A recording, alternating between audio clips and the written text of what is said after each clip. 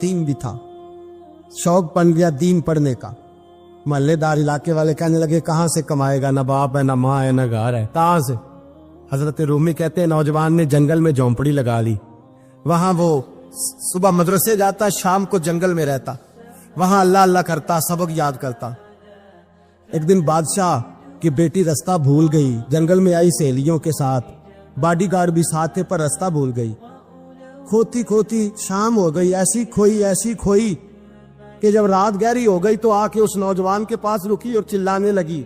शेर के दहाड़ने की आवाज आती है, भेड़िए के बोलने की आवाज आती है। नौजवान अकेला, सहेलियां बिछड़ गई, गार्ड बिछड़ गए। कहने लगी मैं परेशान हूँ, मुझे जगह मिल जाएगी। नौजवान कहता मैंने शहजादी देखी और मुझे भी पता था कि घर एक ही है और आग को अंदर से दरवाजा भी बंद करना पड़ता है, जंगल जानवर भी आ जाते। कहते मेरी छोटी सी कुटिया में, झोंपड़ी में वो आई, रो के कहने लगी सहारा कोई नहीं, अगर मैं पीछे निकलूंगी तो भेड़िए खा जाएगा। कहते मैंने उसे जगह दे दी। अकेली औरत, चिराग जल रहा है, सबक याद कर रहा हूं। मेरे नबी पाक ने फरमाया जहां मर्द औरत अकेले हो तीसरा शैतान होता है। और शहजादी, वो बच्चा कहता है सबक याद करता रहा सारी रात। वो बच्ची को कहा सो जा, पर वो कहती है नींद मुझे भी कहाँ आई। ऐसे मौकों पर नींद, सारी रात सबक याद करता। थोड़ी थोड़ी देर के बाद चिराग जलता तो उस पर उंगली रखता, हाथ जलता तो पीछे खींच ले, फिर दूसरी उंगली रखता, थोड़ी देर के बाद जलता तो खींच ले, हाथ सारा जल गया। सुबह किरणें चमकी तो कहने लगा चल निकल जा, दौड़ जा, बस बड़ा सब्र का इम्तिहान हो गया, चली जा। शहजादी बाहर निकली, सिपाही ढूंढ रहे थे। बादशाह खुद जंगल में निकला हुआ था, मेरी बेटी मिल गई। बादशाह तन्हाई में जाके कहने लगा बेटा मैं दुनिया को बताऊंगा कि मेरी बेटी खोई नहीं थी, सिपाही साथ ही थे। ये बड़ा मुश्किल होता है, बेटी तो भूल के भी रात कहीं रह पड़े तो लोग जीने नहीं देते, तो बेटा मुश्किल हो जाएगा मेरे लिए। कहाँ थी? उसने कहा नेक नौजवान के पास। उसने कहा बेटा मैं तो तेरी बात मानूंगा पर दुनिया नहीं मानेगी। अगर उस नौजवान ने किसी को बता दिया कि तू उसके पास थी तो फिर लोग मेरा जीना मुहाल कर देंगे। बेटा मैं मर जाऊंगा, मेरी मजबूरी ये है कि वो कहीं राज ना उगल दे वो नौजवान, उसे कत्ल करना पड़ेगा। औरत ने मिन्नतें की, उस बेटी ने कहा मेरे मौसम को मारोगे, रोई। और वो कहने लगा मैं बादशाह, वो मेरा अपना विकार है, मैं उसको छोड़ नहीं सकता। गिरफ्तार कर लाए सिपाही। वक्त तय हो गया सजा का। अकेले काल कोठरी में रखा गया, जो उसके खास एतबार वाले थे उनकी ड्यूटी लगाई। बादशाह ने बुलाया, पहले बिलम आया। औरत कहने लगी, बेटी कहने लगी एक दफा तो बुलाओ ना, एक सवाल बस पर्दे में रह के पूछना है और फिर जो आपका जी चाहे, मेरे मौसम को मारना तो है, तो मर्जी आपकी। सामने खड़ा किया नौजवान, पर्दे के पीछे औरत खड़ी हो गई। बादशाह बीच बैठ गया। बीबी कहने लगी सारी रात बेदार मैं भी रही, सोया तू भी नहीं। वो जो तू चिराग के करीब हाथ लगा के जलाता था वो समझ नहीं आई। नौजवान रो पड़ा, कहने लगा क्या करूं, मैंने रसूलुल्लाह का दीन पढ़ा है, क्या करूं, मैंने हुजूर का दीन पढ़ा है। मैंने पढ़ा है कि जानी को सबसे नीचे दोज़ख के सबसे निचले दर्जे में जलाया जाए, उसे जहन्नमियों का पीप और रेशा पिलाया जाए, कंद खिलाया जाए। ये रवायतें पड़ी हुई थी। थोड़ी थोड़ी देर के बाद शैतान मुझे कहता था बदकारी कर ले। मैं अपना हाथ उसी वक्त जब शैतान मशवरा देता तो मैं आग पे करता। मैं कहता अगर ये बर्दाश्त हो गई तो वो भी हो जाए। जब हाथ जलता तो मैं समझ जाता नहीं तुझसे तो ये नहीं बर्दाश्त होती तो वो कैसे होगी। फिर मुझे शैतान मशवरा देता कोई देख नहीं रहा, तू बुलाने नहीं गया, खुद आई, मैं दूसरी उंगली लगा देता। मैंने हाथ जलाया और मैं समझ गया जब छोटे से चिराग की इतनी सी शमा की आग नहीं बर्दाश्त होती तो दोज़ख कैसे बर्दाश्त होगी। कहता मैं बाज आया। बादशाह ने ये कहानी सुनी, लफ्ज सुने तो चीख मार के रोया। कहने लगा तालिब इल्म, तू तो मेरे नबी का सच्चा गुलाम है और मेरे रसूल के जो सच्चे गुलाम होते हैं उन्हें फांसियां नहीं दी जाती, उन्हें तख्त पर बिठाया जाता है। अब तुझे सजा नहीं होगी बल्कि मैं अपनी बेटी का निकाह तेरे साथ करूंगा और मेरे बाद इस सल्तनत का बादशाह भी तू ही बनेगा। अब वो नौजवान वहां नारे लगा रहा है, कहता लोगों तुम मुझे कहते थे दीन से क्या मिलता है, दीन से तो अल्लाह तख्त व ताज भी अता फरमा देता है। अगर नौजवान शर्म व हया वाले बन के रहे अल्लाह सारी इज्जतें दे देगा। देखे ना अल्लाह के फजल से इज्जत मिलती है और जब कोई इज्जतदारों जैसा काम ही ना करे। एक बात और अर्ज करनी है पर वक्त थोड़ा रह गया। जवानों, मैं ना जब कभी परेशान होता हूँ ना तो मैं ये वाली बात खोल के पढ़ता हूँ वाला, ये बात ढारस बनाती है, ढारस توانائی دیتی ہے, پورا مضمون باندھا ہے. اعلیٰ حضرت کہتے ہیں بہروپیہ تھا, مداری, روح بدل بدل کے دکھایا کرتا تھا, بادشاہوں سے انعام لیتا تھا. ایک دن اورنگزیب عالمگیر کے پاس آ گیا, کہنے لگا میں روح بدلوں گا, اگر آپ پہچان نہ سکے تو میں انعام لوں گا. آپ نے فرمایا میں کوئی ایسے ویسا بادشاہ نہیں, کہا مجھے دھوکہ دینا مشکل ہے. کہا نہیں, میں روح بدلوں گا. حضرت اورنگزیب عالمگیر بڑے نیک بادشاہ گزرے, بڑے پرہیزگار. وہ بے روپیہ کہنے لگا میں روح بدلوں گا, آپ نہیں پہچان سکیں گے. فرمایا چل جتنا تیرے اندر زور ہے لگا لے. حضرت نے اعلان کیا کہ میں نے فوجی بھرتی کر دے, 2 ماہ کے بعد ٹیسٹ ہوگا. وہ 2 مہینے دوڑتا رہا, رنگ روپ بناتا رہا, آیا ٹیسٹ دینے, 2-3 سپاہیوں کا امتحان لیا. اس کی باری آئی تو 10 روپے دیے, کہنے لگے تیرے آنے جانے کا کرایہ میں نے تجھے پہچان لیا ہے. کچھ دنوں کے بعد جانے لگے سفر پر, تو بھکاری آ گئے خیرات مانگنے. اس نے بھی سارے منہ پر سیاہی مال لی, کپڑے پھاڑ لیے, سر کے بال مڈا لیے, پگے تک کٹا لی, بدرنگ ہو کے آیا.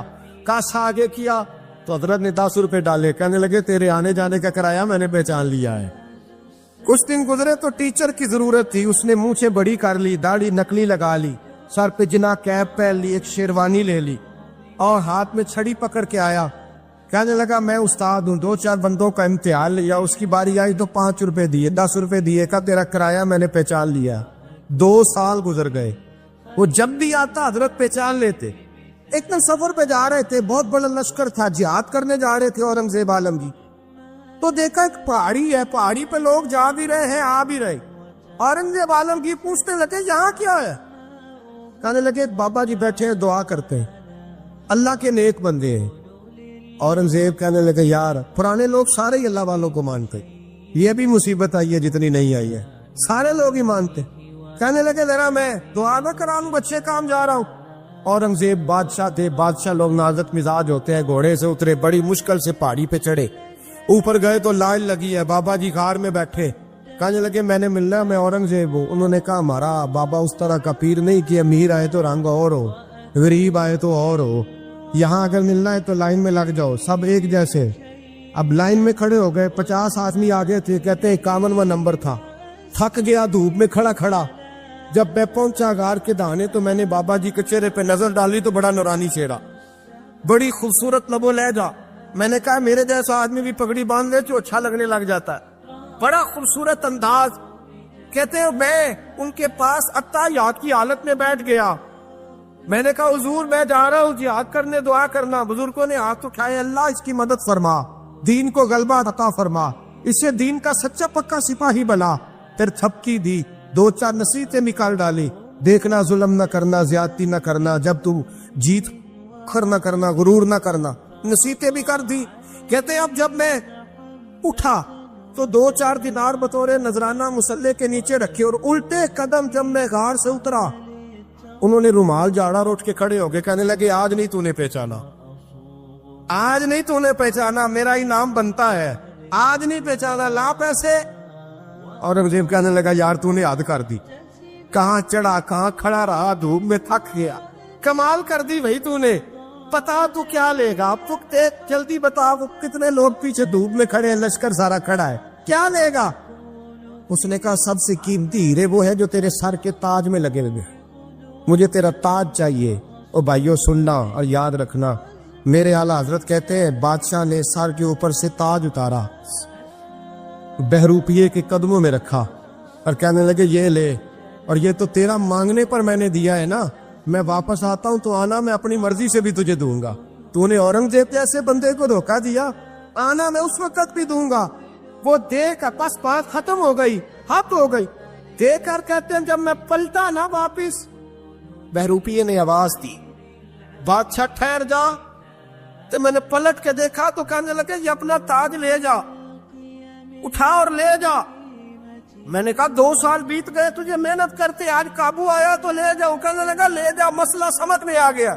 میں نے کہا مجھے بھی تو سمجھانا. کہتے ہیں وہ پھوٹ پھوٹ کے رویا, اس کی آنکھیں برس پڑی, سیلاب کی طرح آنسو بہہ نکلے, تڑپا.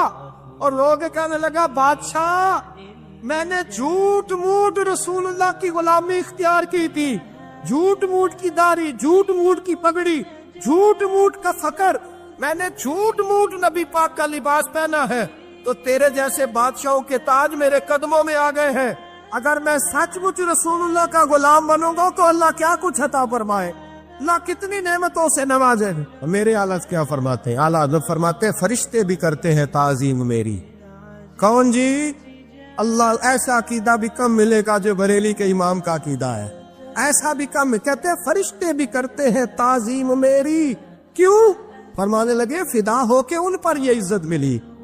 बगदाद के एक दरवेश आलिम थे, तो वो जब भी नमाज पढ़ाते ना तो किसी ताजर की 2 बीवियों के बारे में दुआ मांगते। तो जो है मेरी बात पर, नमाज पढ़ाते तो कहते अल्लाह उस ताजर की 2 बीवियों को अपनी खास रहमतें अता फरमा। एक दिन लोग उनके गिर्द इकट्ठे हो गए, कहने लगे बाबा जी बताएं तो सही वो बीवियां कौन थी जिनके लिए आप दुआ मांगते। तो फरमाने लगे मेरे शहर का एक ताजर था, बहुत बड़ा ताजर था, मालदार था पर बे औलाद था। उसे बगदाद से मुल्क के शाम जाना पड़ता था तिजारत करने, और कई कई महीने उसे शाम के मुल्क में रहना पड़ता था। उसने इस तरह किया कि वहां भी एक शादी कर ली। तो जो है ना मेरी बात पर, क्या कर लिया उसने? दूसरी शादी करना मर्द के लिए जायज है, तीसरी करना भी, चौथी करना भी भैया के वक्त, मगर अगर इंसाफ कर सके तो।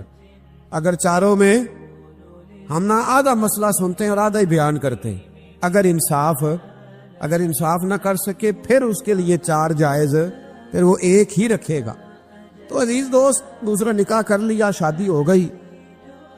अब वो वहां कुछ ज्यादा वक्त गुजारने लगा, मालदार आदमी था, बीवी को मकान भी लेके दे दिया।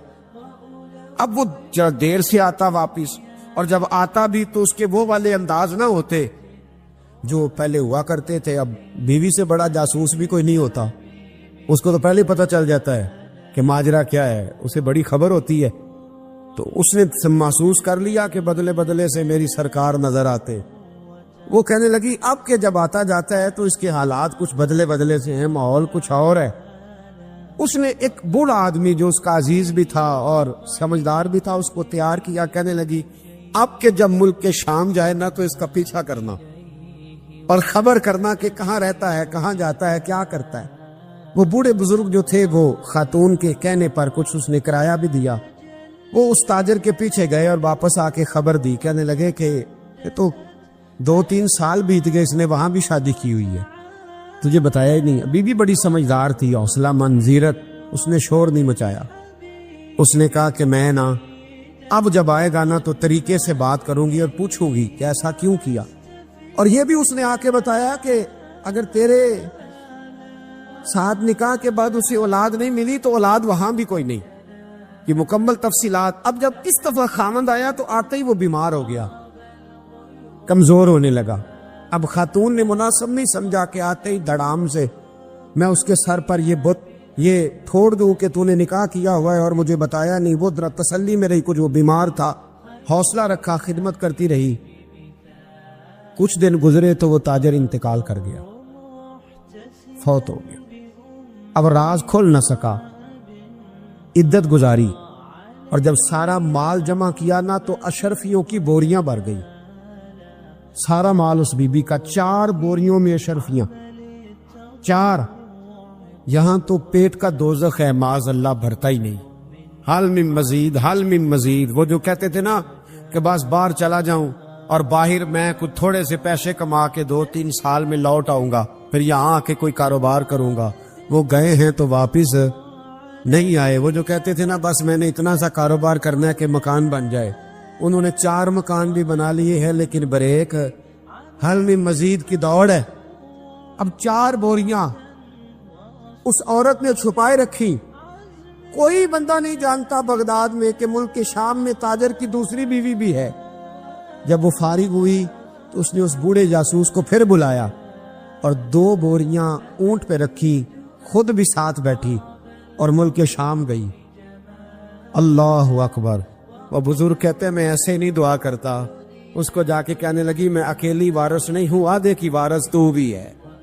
मैं अकेली वारिस नहीं, ये तक़सीम विरासत है, आधी की वारिस तू भी है। तो रख अपने पैसे, मुझे पता है उसने निकाह किया था पर मुझे बताया नहीं था, तो रख अपने पैसे, मैं तुझे दे रही हूं, आधे तेरे हैं आधे मेरे हैं। उसने नजर उठाई तो रो पड़ी, कहने लगी नहीं अब ये सारे तेरे ही हैं। اگر تو اللہ سے ڈرتی ہے تو میں بھی رب سے ڈرتی ہوں، اگر تو مصطفیٰ کریم کا کلمہ پڑھتی ہے تو میں بھی اسی نبی کی ماننے والی ہوں۔ کہا بات کیا ہے، میرا کیوں ہے سارا؟ تو وہ خاتون کہنے لگی وہ 2 سال 3 سال سے میرے ساتھ نکاح تھا اور اس نے بتایا تھا مجھے کہ میری بیوی بھی ہے، اور میں غریب تھی تو میرے والدین کو بھی بتایا تھا کہ میری دوسری شادی ہے۔ یہ مکان اس نے مجھے لے کے دیا تھا، میرے تمام اخراجات وہ پورے کرتا تھا، نان و نفقہ کا خیال رکھتا تھا، لیکن اب کہ جب وہ آیا تو وہ بیمار تھا۔ اس نے مجھے بتایا کہ مجھے طبیب نے بتایا ہے کہ میں شدید بیمار ہوں، شاید بچ نہ سکوں۔ تو کہنے لگی وہ مجھے کئی لاکھ روپے بھی دے گیا اور جاتے دفعہ مجھے طلاق بھی دے گیا، فارغ کر گیا۔ کہنے لگا تو جہاں چاہے میرے بعد نکاح کر سکتی ہے، اور کہنے لگا میں چاہتا تھا پہلی بیوی کو بتا دوں، موقع نہیں بنا اور اس کا دل نہ ٹوٹے، بتا نہیں پایا، لہذا وہ مجھے ڈھیر سارے پیسے دے چکا ہے، سارا میرا حصہ مجھے پہلے سے دے چکا ہے۔ میری بہن اب یہ 4 بوریوں میں سے 2 میری نہیں بلکہ 4 کی 4 ہی تیری ہے، تو ہی اس کی حقدار ہے۔ تو بزرگ کہتے ہیں مجھے بتاؤ جن کے اندر اس قسم کے تقوی کی جھلک ہو ان کے لیے ہر نماز کے بعد دعا مانگنی چاہیے کہ نہیں مانگنی چاہیے؟ حضرت عمر کے زمانے میں نا ایک نوجوان تھا، نیک تھا، مسجد جایا کرتا تھا رات کو۔ تو مسجد جا رہا تھا تو رستے میں ایک عورت نے دعوت گناہ دی، ابن عساکر نے اس کو لکھا ہے۔ تو نوجوان تھا، خواہشات تھی، کچھ طبیعت مائل ہو گئی، ابھی ادھر جا ہی رہا تھا کہ کسی نے آیت پڑھ دی والی من خاف مقام ربی جنتان، جو رب کے سامنے کھڑے ہونے سے ڈرے گا اللہ 2 جنتیں دے گا۔ واقعی ڈر گیا، وہ واقعی ڈر گیا، اتنا ڈرا کہ بے ہوش ہو کے گر پڑا۔ بیماری سے لوگ بے ہوش ہوتے ہیں، پیسے ڈوب گئے بے ہوش ہوتے ہیں، بچے کے غم میں بے ہوش ہوتے ہیں۔ سچ بتاؤ کبھی خوف خدا سے بھی بے ہوش ہوتا کوئی دیکھا ہے؟ ہمارے ہاں تو روز مرہ ہی نہیں ہے بھائی، اور بڑی باتیں ہیں بے ہوش ہونے کی، ڈرنے کی، غش کھانے کی۔ بے ہوش ہو کے گر پڑا، بوڑھے باپ کو کسی نے بتایا بچہ بے ہوش پڑا ہے، اٹھا کے گھر لائے، گھر لا کے کہا بیٹا کیا ہوا؟ نوجوان ہے، چڑھتی جوانی ہے پر پاکیزہ بڑی ہے۔ کہنے لگا ابا جی گناہ کی طرف چلا گیا تھا پر میں نے آیت سن لی جو اللہ کے سامنے کھڑے ہونے سے ڈرے گا رب 2 جنتیں دے گا، میں ڈر گیا تھا، رب واقعی 2 جنتیں دے گا۔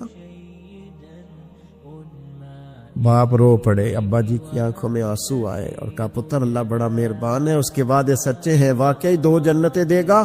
اس نے پھر ایک چیخ ماری اور اس طرح کی ماری کہ اس کی روح ہی پرواز کر گئی، روح پرواز کر۔ کشتگان خنجر تسلیم را، عشق کی خنجر سے قتل ہو گئے لوگ۔ صبح حضرت عمر کو پتا چلا کہ انہوں نے تو رات جنازہ بھی پڑھ دیا، تدفین بھی کر دی۔ جناب عمر فرمانے لگے اتنا نیک نوجوان خوف خدا سے دنیا سے چلا گیا، مجھے کیوں نہیں بلایا میں جنازہ پڑھتا؟ فاروق اعظم فرما رہے ہیں میرا شوق تھا میں اس کا جنازہ پڑھتا۔ کہا حضور آپ کو تکلیف نہیں دی؟ فرمایا بتاؤ قبر کہاں ہے؟ تے کامل پیر اونا دے باہو قبر جنا دی جیوے۔ حضرت فاروق اعظم قبر پہ تشریف لے گئے اور کھڑے ہو کے فرمانے لگے نوجوان مجھے امید ہے میرے رب نے تجھے 2 جنتیں دی ہوں گی۔ ابن عساکر کھول کے دیکھو تاریخ بغداد نے کیا لکھا ہے۔ حضرت سیدنا فاروق نے فرمایا امید ہے 2 جنتیں دی ہوں گی، قبر کے اندر سے بولا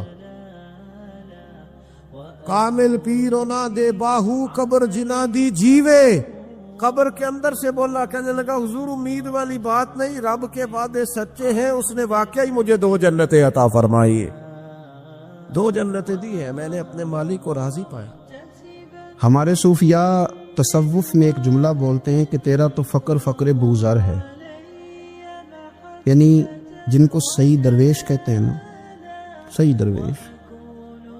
مولا علی شیر خدا رضی اللہ تعالیٰ عنہ فرمایا کرتے 2 ہی تو بندے جو رب کے رستے میں کسی شے کی پرواہ نہیں کرتے۔ حضور کون سے؟ فرمایا ابو ذر غفاری ہے اور دوسرے علی المرتضیٰ ہے۔ مولا علی فرمایا کرتے یہ نا مسلمانوں میں سے 4 یا 5ویں مسلمان ہیں، شروع سے ایک سلیم الطبع آدمی، کچھ لوگ طبعاً بڑے نفیس ہوتے ہیں، طبعاً اللہ کی طرف سے شروع سے ان کا جو قبیلہ تھا بنو غفار وہ راہزنی کرتا تھا، لوگوں کو لوٹ لیتا تھا. شروع میں یہ کام کیا لیکن جب کچھ لوگوں کی چیخیں کانوں میں گئیں تو چھوڑ دیا، فرمایا نہیں یار طبیعت نہیں مانتی. اور نبی پاک کا کلمہ پڑھنے سے پہلے ہی بتوں کی پوجا چھوڑ کے رب کی عبادت شروع کر دی. لوگ پوچھا کرتے تھے آپ عبادت تو کرتے تھے پر منہ کدھر کرتے تھے؟ فرماتے تھے جدھر وہ کرا لیتا تھا کر لیتے تھے. کسی نے انہیں بتایا کہ مکے میں ایک شخص ہیں جنہوں نے اعلان نبوت کیا ہے، آپ کی طرح کی باتیں کرتے ہیں. انہوں نے اپنے بھائی کو بھیجا، ان کا نام انیس تھا. پتہ کر کے واپس آئے، بھائی کہنے لگے ابو ذر ان کا نام جندب ہے، اصل میں ذر ان کے بیٹے کا نام ہے اور کنیت سے زیادہ معروف ہیں، ابو ذر غفاری کہلاتے ہیں. فرماتے ہیں کہ بھائی نے آ کے بتایا کہ وہ نیکی کا حکم دیتے ہیں، برے کاموں سے منع کرتے ہیں، صلہ رحمی کا پیغام دیتے ہیں، لیکن لوگ سارے مخالف ہیں. یہ چیز بھی بڑی کاؤنٹ ہوتی ہے، اسے نہ کاؤنٹ کیا کریں. لوگوں کی ترجیحات بدلتی ہیں، صبح کچھ دوپہر کچھ شام کچھ، اسے نہ کاؤنٹ کریں. انہوں نے اس بات کو کاؤنٹ کر کے بتایا کہ لوگ ان کے جو ہے نا وہ مخالف ہیں سارے. تو حضرت ابو ذر غفاری کہنے لگے مجھے تسلی نہیں ہوئی، میں خود جا کے پتہ کروں گا. کہتے ہیں مکہ شریف آیا تو کسی ایسے آدمی سے پوچھ بیٹھا، میں تو کچھ اور سمجھا تھا، وہ کچھ اور نکلا. مکے والوں نے بڑا مارا. مکے پہنچ کے پہلی جو چیز ملی وہ مار کھانے کی تھی. اب میں ڈرتے کسی سے پوچھتا ہی نہ، بھوک بھی بڑی تھی، رہنے کو جگہ نہیں تھی، حرم شریف میں لیٹا رہتا تھا. میرے نصیب دیکھو، مجھے ایک شخص نے آ کے ہلایا، کہنے لگے اگر مناسب سمجھیں تو میں آپ کو دیکھ رہا ہوں کافی دیر سے، آپ کوئی پردیسی ہیں، آپ کا اپنا مہمان نہ بنا لوں. تو میں نے کہا آپ کا کیا نام ہے؟ کہنے لگے میرا نام ہے علی ابن ابی طالب. کہتے ہیں مولا کائنات گھر لے گئے، کھانا بھی کھلایا، جگہ بھی دی، سونے کو خدمت بھی کی، لیکن چونکہ میں تو پہلے ایک سے پوچھ کے مار کھا بیٹھا تھا، میں نے پوچھا نہیں میں کدھر آیا ہوں. رات رہے، اگلی رات بھی رہے، لیکن میں نے بتایا نہیں میں کس کام آیا ہوں. حضرت ابو ذر غفاری رضی اللہ تعالیٰ عنہ کہتے ہیں خود ہی مولا علی نے پوچھا بتا سکتے ہو کیسے آئے ہو؟ میں نے کہا راز رکھ لو گے. فرمایا بڑا کشادہ سینہ دیا رب نے مجھے. تو بات تو کر، کہنے لگے یار میں تو محمد مصطفیٰ کی زیارت کرنے آیا صلی اللہ تعالی علیہ وسلم. یہ بے نیاز لوگوں میں سے ہیں حضرت سیدنا ابو ذر غفاری. میں حضور کی زیارت کے لیے ہوں. حضرت علی کہنے لگے سویرے لے چلوں گا. انسان بزدل نہیں ہوتا، ہر انسان بزدل نہیں ہوتا، اور بلا وجہ ٹکراؤ کی پالیسی بنا لینا یہ بھی سیانے لوگوں کا کام نہیں. حکمت کے تقاضوں کے مطابق چلنا یہ بھی دلیر لوگوں کا ہی کام ہوتا ہے. حضرت مولا علی کہنے لگے صبح لے کے چلوں گا پر حالات ٹھیک نہیں. شرارتی لوگ ہر جگہ ہوتے ہیں، اگر کوئی شرارتیوں کا ٹولہ ملا نا جو کھڑا ہوگا جاسوسی کرنے کے لیے کہ حضور کی طرف کون کون جا رہا ہے، تو میں نیچے جھکوں گا جوتے کا تسمہ ٹھیک کرنے کے لیے. لیکن آپ نے نہیں کھڑے ہونا، آپ نے چلتے رہنا ہے تاکہ کسی کو شک نہ ہو. کہتے اس ترتیب سے حضرت علی مجھے لے کے گئے. میں حضور کی بارگاہ میں پہنچا. مولا علی کہتے ہیں بڑے بڑے لوگ سوال کرتے تھے پر یہ شروع سے سلیم الطبع تھے. مجھے کہہ لینے دینا، جنہوں نے ماننا ہوتا ہے وہ لمبے سوال کرتے ہی نہیں. مان جو لیا تو لمبے سوالوں کی ضرورت ہی کوئی نہیں. کہتے ہیں لوگ بڑے بڑے سوال کرتے تھے پر ابو ذر نے 2-3 باتیں پوچھی اور آگے جا کے کہنے لگے حضور ہاتھ بڑھائیں مجھے کلمہ پڑھائیں. نبی پاک صلی اللہ علیہ وسلم نے کلمہ پڑھایا. فرمایا باہر جا کے نا ابھی ذکر کرنا کہ تم مسلمان ہو گیا، یہ ماریں گے. عرض کی حضور انہیں مارنے دے، میں آیا بھی مار کھانے ہے، انہیں مارنے دے نا. پڑا فلک کو کبھی دل جلوں سے کام نہیں. دار دلوی نے کہا تھا پڑا فلک کو کبھی دل جلوں سے کام نہیں، اور جلا کے راکھ نہ کر دوں تو داغ نام نہیں. ماری تو کھانے آئے ہیں، مارنے دے، کرنے دے، زور جتنا لگانا ہے لگانے دے. باہر جا کے اعلان کیا. مکے والوں نے مارا، اتنا مارا کہ بے ہوش ہو گئے. پھر کسی نے بتایا کہ تم نے گزرنا بھی ہے ان کے علاقے سے، بنو غفار سے، پھر ان کا پتہ بھی ہے یہ لوگ بڑے سخت ہیں. پھر چھوڑا. تپن بڑے جلالی تھے، زاہد مزاج تھے. فرماتے تھے کہ جو تمہاری ضرورت سے زیادہ ہے وہ سارا صدقہ کرو. کنز کے معاملے میں ان کا رویہ یہ تھا. صرف حضرت صدیق اکبر کو کچھ نہیں کہا انہوں نے، باقی حضرت عمر جیسے آدمی کو بھی کھڑا کر کے کہہ لیتے تھے یہ مال کیوں رکھا ہوا ہے خزانے میں، بانٹتے کیوں نہیں سارا. اور جناب عثمان غنی رضی اللہ تعالیٰ عنہ کے ساتھ تو باقاعدہ کئی دفعہ اس موضوع پر گفتگو کی. وہ کہتے تھے کہ جب اللہ کہتے ہیں قرآن میں کہ مال دولت جمع نہیں کرنی، تو وہ جو لوگ تھے وہ بھی بڑی شانوں والے تھے. وہ کہتے تھے کہ اللہ نے جب زکوٰۃ فرض کی تو مال جمع ہوتا ہے تو زکوٰۃ فرض ہوتی ہے نا. جب فطرانے کا کہا تو مال ہوتا ہے تو فطرانہ آتا ہے نا. تو آپ جو کہہ رہے ہیں وہ ٹھیک ہے، پر آپ اعلیٰ بات کر رہے ہیں تقوی کی، سارا بانٹو. تو حضرت ابو ذر غفاری کہتے تھے چلو ٹھیک ہے تمہاری بھی بات مان لیتا، پر یہ بتاؤ مدینے والے کا اپنا طریقہ کیا ہے؟ کہ بھئی حضور کا طریقہ تو وہی ہے جو آپ بتا رہے ہیں. تو فرمانے لگے پھر اس رستے نہ چلے جو رستہ مدینے والے رسول کا ہے. اور حضور سے، نبی پاک سے عشق کرتے بڑا کھل کے. یہ صحابہ صفہ میں سے تھے. کلمے پڑھنے کے بعد چونکہ طبیعت جلالی تھی تو حضور نے بھیج دیا، فرمایا واپس جاؤ اپنے قبیلے میں تبلیغ کرو. واپس گئے، بھائی کو مسلمان کیا، والدہ کو مسلمان کیا، قبیلہ سارا مسلمان کیا، وہیں رہے. ہجرت مدینہ کے بعد آئے تبوک کے موقع کے قریب، اور حضور نے صحابہ صفہ میں رکھ لیا. نوکری کرتے مدینے والے رسول کی، دلیر آدمی تھے، بڑا قبیلہ تھا، پر ڈیوٹی کرتے، ڈیوٹی خدمت کرتے. ایک بیٹا تھا زار اس کا نام تھا، اس کی ڈیوٹی لگائی تم نے میرے نبی پاک کے اونٹ چرانے. ڈاکو آئے تو صاحبزادہ اونٹوں کی، اونٹنیوں کی حفاظت کرتے شہید ہو گیا. اور یہ انوکھا بندہ ہے جس نے شرط لگائی تھی کہ میں نے کالی سیاہ رنگ کی عورت سے شادی کرنی. انوکھا بندہ ہے. ایک بیٹی تھی، ایک بیٹا، بیٹا شہید ہو گیا. بیوی سے کہا تم نے نبی پاک کے گھر میں خدمت کرنی ہے، حضور کے گھر والوں، اور میں نبی پاک کی نوکری کروں گا. حضور کی خدمت کرتے، ہر وقت خدمت میں رہتے. اور حضور جب آتے نا، صحابہ صفہ میں یہ شامل تھے جو لوگ دین سیکھتے. حضور جب آتے تو سب سے پہلے آ کے حضرت ابو ذر غفاری کا پوچھتے، بلائیں. اور جب بات کرتے حضور تو بار بار ان کو مخاطب کر کے بات کرتے. حضرت ابو ذر غفاری رضی اللہ تعالیٰ عنہ کا نبی پاک سے اتنا پیار کہ ہماری بھی مشکل حل کر دی. ابو داؤد شریف میں موجود ہے. ایک دن کہنے لگا یا رسول اللہ صلی اللہ علیہ وسلم، اگر کوئی بندہ کسی سے پیار بڑا ہی کرے پر اس جیسے عمل نہ کر سکے، کوشش کرے کرنا. لوگ ہمیں کہتے ہیں نا جی پیار بڑا، عمل بھی تو کرو نا. بھی کرنا چاہیے، پر انسان ہے نا، غلطی بھی تو ہو ہی جاتی ہے. اب ہم عمل نہیں کر سکتے تو تم ہمیں پیار بھی نہیں کرنے دو گے؟ مہربانی کرو، پیار تو کرنے دو نا. حضرت ابو ذر غفاری نے کہا، ابو داؤد شریف میں موجود ہے، یا رسول اللہ صلی اللہ تعالی علیہ وآلہ وسلم، حضور پیار بڑا کرے پر ان جیسے عمل نہ کرے تو حکم کیا ہے؟ تو حضور نے فرمایا پیار سچا کرے، اللہ قیامت کے دن جس سے محبت کرے گا نا اس کے ساتھ ہی دونوں کو اکٹھا فرما دے گا. تو حضرت ابو ذر نے فوراً کہا، حضور پھر مجھے آپ سے بھی بڑا پیار ہے، رب سے بھی بڑا پیار ہے. فرمایا فکر نہ کرنا، جنت میں اکٹھے ہی جائیں گے. اتنی محبت رسول پاک کی ذات کے ساتھ.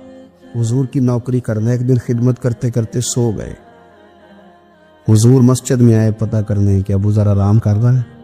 یہ بھی مزہ ہوتا ہے، خیال رکھنا اپنے درویشوں کا، کیا کھایا کیا پیا، کہاں سوئے. حضور رات کو آئے، یہ سوئے ہوئے.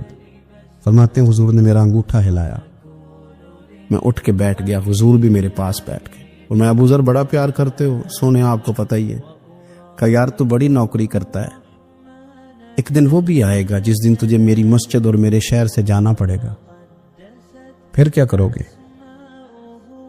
تو عرض کی حضور کسی کی طاقت ہے مجھے آپ کے شہر سے نکالے؟ میں تلوار نکال لوں گا. نبی پاک نے فرمایا تلوار نہ نکالنا، جہاں تمہیں بھیجا جائے چپ کر کے چلے جانا. حضور کب تک؟ فرمایا جب تک اللہ تیری اور میری ملاقات نہیں کرا دیتا، یعنی وصال تک. یہ واحد شخص ہے کہ حضور کے وصال ظاہری کا وقت آ گیا تو فرمایا کوئی میرے ابو ذر کو بلاؤ. جب یہ آئے تو حضور لیٹے ہوئے تھے، یہ جھکے نبی پاک کی طرف، حضور میں حاضر ہو تو حضور نے پکڑ کے سینے کے ساتھ لگا لی. میرے رسول پاک صلی اللہ علیہ وسلم کی خدمت میں ایک دفعہ عرض کرنے لگے حضور مجھے صوبے کا گورنر بنا دے. تو نبی پاک نے فرمایا ابو ذر میں عہدے پسند نہیں کرتا، تو تمہیں بھی میں کہتا ہوں عہدہ نہ لینا، تمہیں بھی کہتا ہوں عہدہ نہ لینا. فرمایا ابو ذر میں جو چیز اپنے لیے پسند کروں گا تمہیں بھی اسی کا مشورہ دوں گا. تم بندے اچھے ہو پر یہ کام تمہارے بس کا نہیں ہے. بڑے زاہد آدمی. میرے رسول کریم صلی اللہ تعالی علیہ وآلہ وسلم ان کے بارے میں فرمایا جس طرح نبیوں میں حضرت عیسیٰ علیہ السلام ہوئے. حضرت عیسیٰ دیکھیں نا، انبیاء میں اللہ تعالیٰ نے ہر قسم کی عظمت نبیوں کو دی. جناب سلیمان علیہ السلام کا تو تخت بھی ہوا میں اڑتا تھا، جن تک تابع دار تھے. اور نبیوں میں حضرت عیسیٰ بھی ہیں جن کے پاس گھر بھی کوئی نہیں، شادی بھی کوئی نہیں کی، اینٹ سرانے رکھ کے تکیہ بناتے. ایک ان کے پاس کنگھی تھی اور ایک پیالہ تھا. دیکھیں جو بندہ نیک ہو نا وہ بھی نیک ہیں, اللہ کے نبی ہیں. آپ اپنا تقوی مسلط نہیں کریں گے, جو وہ کر رہے ہیں وہ بھی مخلص ہو کے کر رہے ہیں.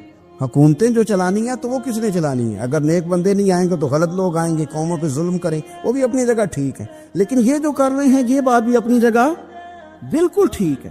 ہم پتہ کیا کرتے ہیں, ہم چیزوں کو مسلط کرتے ہیں, ایک دوسرے پر مسلط نہیں کریں چیزوں. آپ جو کر سکتے ہیں, جو رستہ آپ کو صحیح لگتا ہے اختیار کر لیں. یہی تو ہمارے دین کا حسن ہے, یہ سارے رستے واضح کر کے ہمیں دکھاتا ہے.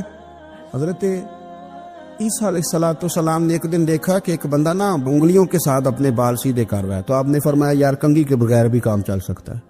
کنگھی بھی خیرات کر دی. دیکھا ایک بندہ ہاتھ کا تکیہ بنا کے لیٹا ہے, تو فرمایا اینٹ بھی دے دو, کسی کے کام آ جائے. ایک دن دیکھا کہ ایک بندہ نا یوں چلو میں پانی پی رہا ہے, فرمایا پیالہ بھی رہنے دو, اس کے بغیر بھی کام چل ہی جاتا ہے. جناب عیسیٰ کا یہ زہد تھا. میرے نبی پاک علیہ السلام نے فرمایا جس نے جناب عیسیٰ کا زہد دیکھنا ہو وہ میرے ابو ذر غفاری کو دیکھے. ان کو دیکھے, یہ دنیا میں جناب عیسیٰ کے زہد کے مطابق چلتے پھرتے ہیں. ساری زندگی دولت کو, مال کو پسند نہیں کیا. جہاں رہتے تھے ایک گورنر صاحب نے 300 دینار تحفے میں بھیجے. تو ایک ہوتا ہے نا بندہ کہتا ہے نہیں ضرورت نہیں. اور حضور سید عالم صلی اللہ علیہ وسلم نے حضرت عمر سے فرمایا تھا جو خود بخود آ جائے وہ قبول کر لو اللہ کی طرف سے. لیکن ان کا رنگ فقیری والا تھا اور تھوڑا انوکھا تھا. 300 دینار آئے تو فرمانے لگے اسے جا کے کہو تمہیں کوئی اور بندہ نہیں ملا دھوکہ دینے کے لیے, میرے گھر ہی مال بھیج دیا ہے. فرمانے لگے میرے پاس گدھا ہے سواری کرنے کے لیے, میرے پاس بکریاں ہیں دودھ پینے کے لیے, میرے پاس ایک چادر اضافی ہے سامان میں سے, میں تو ڈرتا ہوں کہ رب کہیں اس چادر کے بارے میں سوال نہ پوچھ لے, اور تم ہو کہ میرے پاس یہ لے کے آئے ہو. حضرت عثمان غنی کے پاس جا کے کہا کرتے کتنا لوگوں کے پاس پیسہ آ گیا ہے, ہر بندے کے گھر میں مال ہے, یہ کیا ہو رہا ہے, لوگوں سے کہیں خرچ کریں غریبوں پہ. عثمان غنی فرمانے لگے تمہیں تو خوش ہونا چاہیے کہ میرے دور میں لوگ خوشحال ہو گئے. آپ فرمانے لگے نہیں, وہ والا رنگ زیادہ بہتر ہے جو مدینے والے نے اختیار فرمایا, کیونکہ کچا رنگ للاری والا چڑھدا تے لیندا رہندا عشق تیرے دا رنگ محمد, جدوں چڑھ جائے پھر نہیں لیندا. آپ کی طبیعت کے اندر دولت سے بیزاری. حضرت ابو درداء, حضرت ابو موسیٰ اشعری, حضرت ابو ہریرہ رضی اللہ تعالی عنہ, یہ سمجھ لیں ان کے کلاس فیلو تھے, ان کے ساتھ پڑھا تھا انہوں نے. حضرت ابو ذر غفاری ان پر بھی جلال کرتے. آپ یقین کریں کہ طبیعت نا ایسے کیف میں آ گئی ان کو پڑھ کے. ان کو پڑھا جب کچھ دنوں سے تو کچھ انوکھا, یہ انوکھی وجہ ہے, سارے زمانے سے نرالے ہیں. یہ بندے کون سی بستی کے یار اب رہنے والے ہیں, یہ کس طرح کے لوگ ہیں, کیا سوچ ہے. حضرت ابو درداء رضی اللہ تعالیٰ عنہ کے گھر کے قریب سے گزرے تو حضرت ابو درداء مکان بنا رہے تھے. کیا جملہ کہا, تڑپ گئی روح. فرمانے لگے ابو درداء تجھ سے مجھے یہ امید نہیں تھی یار. فرمایا کیا ہوا؟ فرمانے لگے اب تیرا مکان بنانے کے لیے بھی اللہ کے بندوں کی پشتوں پر اینٹیں رکھی جائیں گی. تیرا مکان بنانے کے لیے رب کے بندوں کی پشتوں پر اینٹیں تیرے لیے. حضرت ابو درداء نے گردن جھکا لی. فرمایا یار جہاں تو ہے نا تو بالکل ہی ٹھیک کہتا ہے. کیوں؟ میرے نبی پاک صلی اللہ علیہ وسلم نے فرمایا اس زمین کے اوپر اور آسمان کے نیچے ابو ذر غفاری سے سچا بندہ کوئی نہیں, ان سے زیادہ سچا کوئی نہیں. فرمایا تو ٹھیک کہتا ہے یار, صحیح کہتا. حضرت ابو موسیٰ اشعری رضی اللہ تعالیٰ عنہ کو گورنر بنا دیا گیا عراق کا. اب حضرت ابو موسیٰ اشعری صحابہ میں ایک بڑے جلیل القدر صحابی ہے, اور ان کی عظمتیں, رفتیں, بلندیاں کیا کہنا, بڑی گہری دوستی تھی. لیکن جب وہ گورنر بن گئے نا تو آپ نے فرمایا بس بھئی اب تو نے عہدہ لے لیا ہے, یہ بندے کو ٹھیک نہیں رہنے دیتی تھی, اب تو عہدے میں چلا گیا. بڑی مدت کے بعد ملاقات ہوئی حضرت ابو موسیٰ اشعری کے ساتھ. وہ دوڑ کے آئے حضرت ابو ذر غفاری کے گلے ملنے, میرا بھائی میرا بھائی. فرمایا پیچھے ہٹ جا, میں نہیں تیرا بھائی, تو گورنر ہے, میں غریب آدمی ہوں, اپنا کام کر. پھر دوڑ کے آئے. فرمایا ابو ذر تو میرا بھائی ہے یار, اکٹھے پڑھتے تھے حضور. فرمایا نہیں جا, تو نہیں میرا بھائی. پھر آئے. جانتے تھے نا یہ سچا بندہ ہے, یہ سچا بندہ ہے, یہ تقریروں والا نہیں, صرف وعظوں والا نہیں, اس کے اندر بھی بڑی سچائی ہے. قریب آئے، آ کے کہا یار تو میرا بھائی ہے، میرے سینے لاگ۔ فرمانے لگے تو تیسری بار آیا ہے، مومن ہے، میں منہ نہیں موڑ سکتا، پر پہلے مجھے بتا گورنر بننے کے بعد تو نے مکان کتنے بنائے، باغ کتنے لگائے، چکیاں کتنی لگائی، کتنے تو نے چیزیں بنائی ہیں، پہلے بتا۔ تو ابو موسیٰ اشعری نے ان کا ہاتھ پکڑا، رونے لگے، کہنے لگے جس محبوب سے تو نے تربیت لی ہے میں بھی انہی کا نوکر ہوں، جن کپڑوں میں میں عراق گیا تھا میرے ہاتھ بھی وہی ہیں یار، کیا بات کرتا ہے تو میرے وہی ہیں۔ مجھے بتا اگر یہ عہدے خدمت کے ہم نہیں لیں گے تو پھر کیا ظالموں کو دیں گے، غیروں کو دیں گے؟ نہ کر، کچھ نہیں بنایا۔ حضرت سیدنا ابو موسیٰ اشعری رضی اللہ تعالیٰ عنہ روئے، اور جب کہا نا کوئی شے نہیں میرے پاس، تو فرمایا اچھا چل آ جا پھر سینے لگ جا، تو واقعی میرا بھائی ہے۔ پھر حضرت ابو ذر غفاری نے محبت فرمائی، وہ درویشی، وہ فقیری، وہ سادگی، وہ نورانیت، وہ دل کے ساتھ اندر۔ ہمارے تو بہت سارے لوگ ہیں جو کہتے ہو کہاں لے جانا ہے مال، کیا ضرورت ہے مال کی، ہر وقت مال کی مخالفت کرتے، لیکن دل ان کا کہتا ہے کہ آئے صحیح کسی طریقے سے۔